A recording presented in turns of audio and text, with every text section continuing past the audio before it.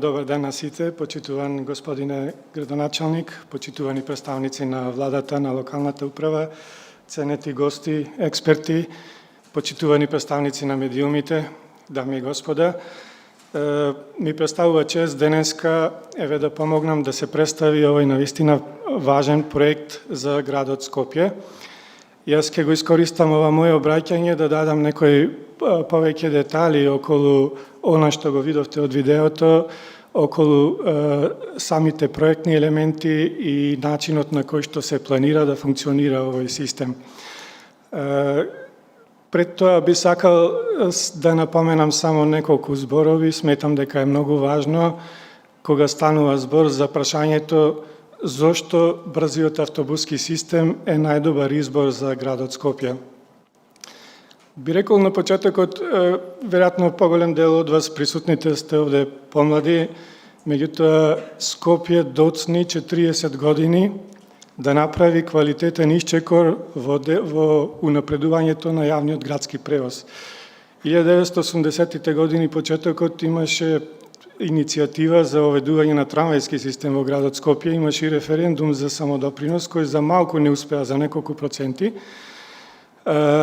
Меѓутоа, тоа што денес се случува во Скопје, кој што е град со 600.000 повеќе жители, со преку 170.000 регистрирани возила, зборува дека Скопје има сериозен проблем во сообраќајниот систем, бидејќи недостасува еден многу клучен елемент.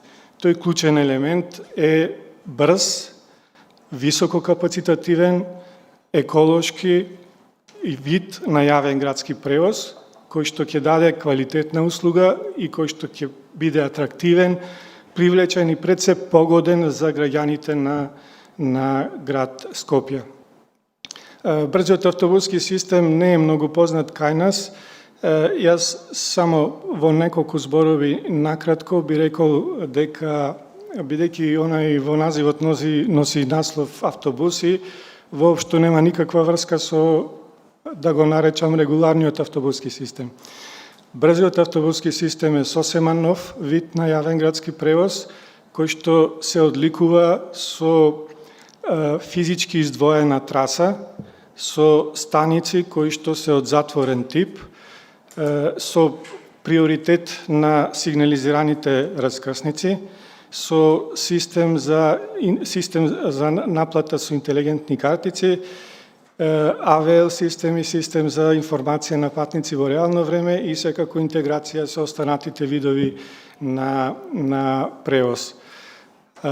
Токму овие својства, според начинот на функционирање и според квалитетот на услугата што ја дава, го прават брзиот автобуски систем поинаков. Значи не се работи за некоја нова автобуска линија, туку се работи за еден нов систем кој што скоро е идентичен со системите на брз трамвај, односно light rail transit, а има елементи кои се слични со метросистемот.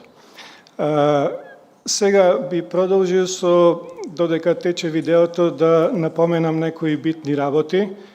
Прво реков дека се работи една од важните карактеристики и онаа важна придобивка која допринесува за квалитетот на услугата е физичката издвоеност на трасата. Физичката издвоеност на трасата, како што видовте и на видеото, во најголем дел од трасата, 82% практично од вкупната должина, издвојувањето е со зелен појас, што е највисок, најквалитетен начин на издвојување.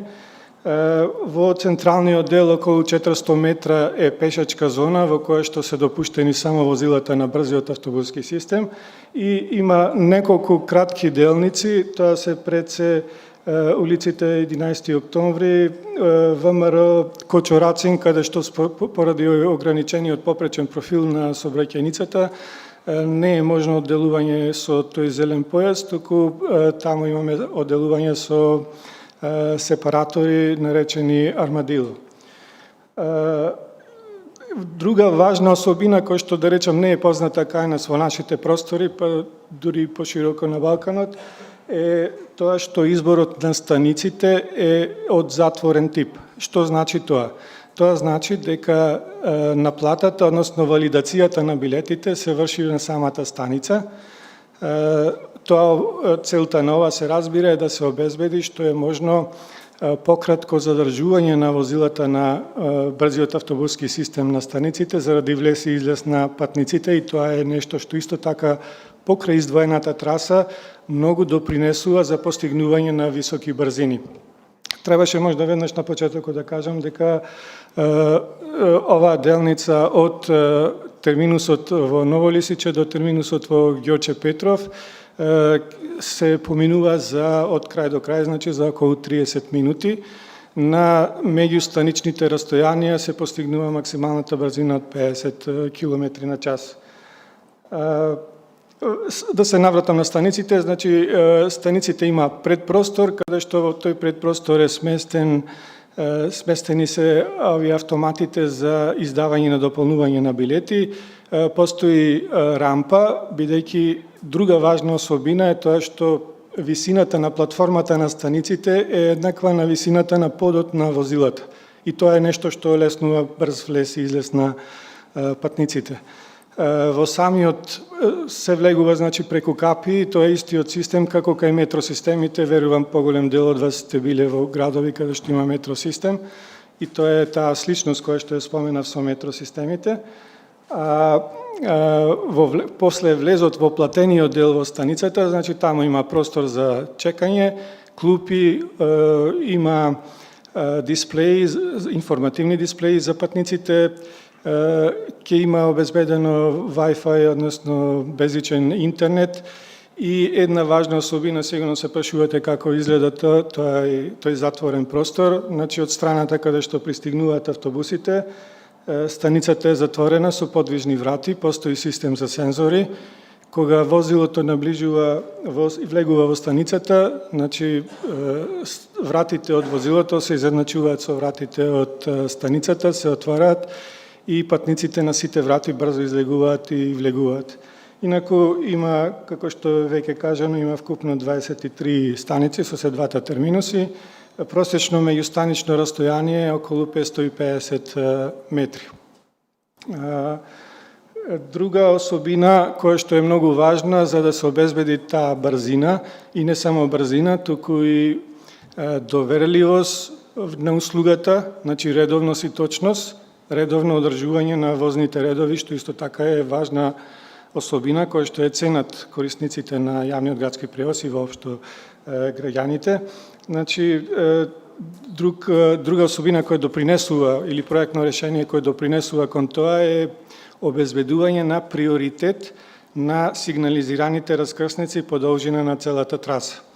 Вие знаете дека Скопје располага со Центар за управување и контрола на сообраќајот. Таму функционира систем Утопија, кој што има можност да ги вклопи, односно да овозможи тој приоритет на возилата на брзиот автобуски систем. Инаку, само да напоменам, ова што го гледате е реална симулација, не е нешто. Возилата кои се појавуваат, начинот на кој што се престројуваат и поминуваат низ раскрсниците не е случајно, туку е врз база на податоци кои се собрани од ЦУКС, значи од Компјутерскиот центар за управување и контрола на сообраќајот. Тоа се реални токови во попладневен врвен час. Правени се многу симулации, анализи на оптимизирање на сигналните планови, време трањето на фазите по должина на целата траса. Уште еден елемент би спомнал во делот на брзиот автобуски систем, самите возила. Веќе беше кажано дека секако во рамките на проектот правени се детални анализи на побројувачката на превоз, на бројот на патници заедно со прогнози. Изборот е во делот на капацитетот на зглобни автобуси, еколошки автобуси. Ако капацитетот кој што можат да го обезбедат, например, ако работи со 3 минути интервал на следење, тогаш тоа се околу 20 возила на час, 180 патници, околу 3600 патници на час. Додека ако бидејќи проектот е долгорочен, на долгорочна визија на развојот на градот и понатамошен развој на сообраќајниот систем, како тим отидовме и подалеку, се разбира, во координација со градот Скопје, секторите за кои што морам да се заблагодарам дека навистина имавме одлична соработка, помош во смисла на податоци. Значи, она што сакав да го кажам е дека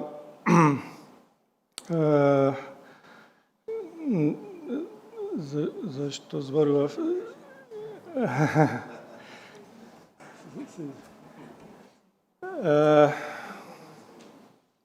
се преносив и изгубив мислата.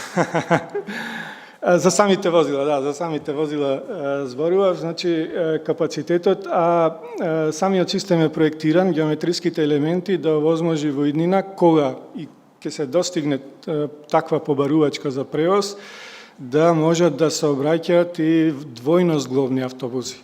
Значи веќе на пазарот има автобуси кои што се со 24, 25, 26 метри должина и кои што имаат капацитет и до 270 патници. На тој начин може да се постигнат капацитети кои што се многу блиску и до капацитети на метролинија. Во оваа прилика, верувам, во вториот дел ќе имаме многу повеќе прилика да зборуваме за повеќе детали. Во оваа прилика сакам да нагласам уште една работа многу важна. Овој систем, постои рангирање практично, постои методологија меѓународна за рангирање на брзите автобуски системи. Има една цела серија од елементи, компоненти кои се оценуваат и на тој начин се врши бодирање. Овој систем е бодиран како стандард, како сребрен стандард. Сребрен стандард, тоа е меѓу највисоките стандарди. Во Европа има само уште два такви системи поединечни линии, во Руен Парис и во Руен во Франција и во предградие на Парис. А додека овие златни стандарди се во главно во градови во Јужна Америка, нешто Кина и Југоисточна Азија. Значи, горди сме по сите овие елементи и во делот на начинот на проектирање на трасата, во делот на планирање на станиците, во делот на приоритетот на возилата на сигнализираните раскрсници. Сите проектни елементи се правени во насока да се постигне што е можно повисока брзина, подобра услуга, поголема редовност, точност и повисоки капацитети. Секако, заедно со проектот кој што следи со оптимизирање со останатата мрежа на јавниот градски превоз, тоа ќе допринесе многу Скопје да добие атрактивен, привлечен јавен градски превоз кој што ќе биде опција на граѓаните според нивното собствено чувство и нивното наоѓање дека навистина е многу би било попогодно да се користи јавниот градски превоз отколку автомобилите. Еве, благодарам.